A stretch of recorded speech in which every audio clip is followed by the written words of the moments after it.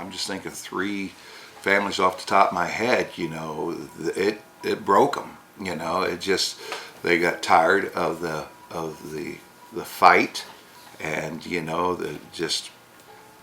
why continue to do this? Let's go somewhere else where we don't have to worry about it. And we've got one business on the west end that is still not opened up. We have the hog pit that suffered tremendously. I mean, they just changed hands in the spring of the year, and he hadn't been able to open his doors, and about the time where we had the first flood, and then it receded, and then right prior to Memorial Day, he was calling and he said, "Hey, I can't get into the main part of my business. Would you mind if I had beer truck and did some outside stuff?" And I say, "Hey, whatever we can do to help you out, do it." And he was getting all set up for that. And then here came the second round, and that's when it got to the 3517, and the water even got up into his living quarters above. And it's not done that before.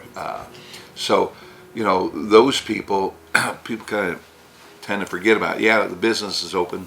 The main street's clear, the sidewalks are clear now, parks look good, but they don't think about these people that are still living with family. I know a couple still living in a camper, as they try to get work done in their house and get back into their house. And some, you just go down the west end, you can see the water lines on them yet. You can see that they've damaged and they're yet to get back in.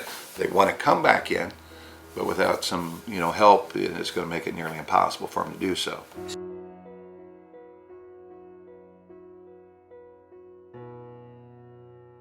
My wife and I own the Whole Scoop ice cream place right next to Amico there, and we've got everything recorded on a Square account, and you could just easily.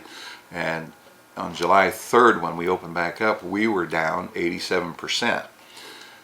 We were open the whole time, but if you got the River Road closed and Route 3 closed, and you only got some back road, side roads that you can access this town, then I can't imagine the hardships at so many of these places that were closed and then damaged on top of it. What their grief is and what their financial straits are. It's tough. So we're hoping that this weather that we're having, which has been phenomenal, will extend well into the fall, and our tourist season will go well into November and hopefully maybe into December some, to make up for that.